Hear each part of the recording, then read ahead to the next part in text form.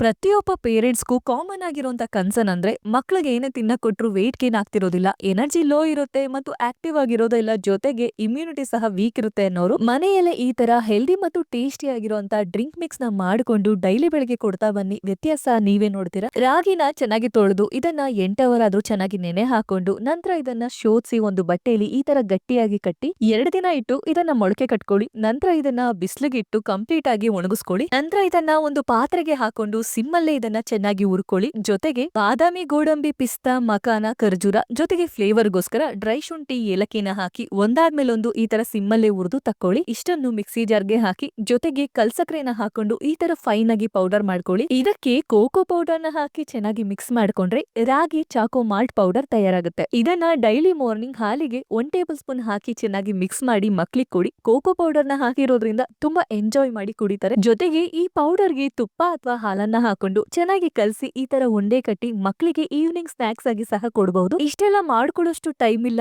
ಮತ್ತು ಮಾಡೋ ಪ್ರೊಸೀಜರ್ ತುಂಬಾ ಕಷ್ಟ ಅನ್ನೋರು fit and food Tamil page ಅವರು ನಾವು ಮನೇಲಿ ಮಾಡೋ ರೀತಿನೇ ಸೇಮ್ ಪ್ರೊಸೀಜರ್ ಮತ್ತು ಮೆಥಡ್ ನಲ್ಲೇ ಯಾವುದೇ ಕೆಮಿಕಲ್ಸ್ ಮತ್ತು ಪ್ರಿಸರ್ವೇಟಿವ್ಸ್ ನ ಆಡ್ ಮಾಡದೆ ಹೆಲ್ದಿ ವೇಯಲ್ಲಿ ಸ್ಪ್ರೌಟೆಡ್ ರಾಗಿ ಚಾಕೋ ಮಾಲ್ಟ್ ಪೌಡರ್ ನ ತಯಾರು ಮಾಡ್ತಾರೆ. ಈ ಪ್ರಾಡಕ್ಟ್ ನಿಮ್ಗೆ ಬೇಕಿದ್ರೆ ಇವರ ಅಫಿಷಿಯಲ್ ವೆಬ್ಸೈಟ್ ಮತ್ತು ವಾಟ್ಸ್ಆಪ್ ನಂಬರ್ ಮುಖಾಂತರ ಆರ್ಡರ್ ನ ಪ್ಲೇಸ್ ಮಾಡ್ಕೊಳ್ಬಹುದು.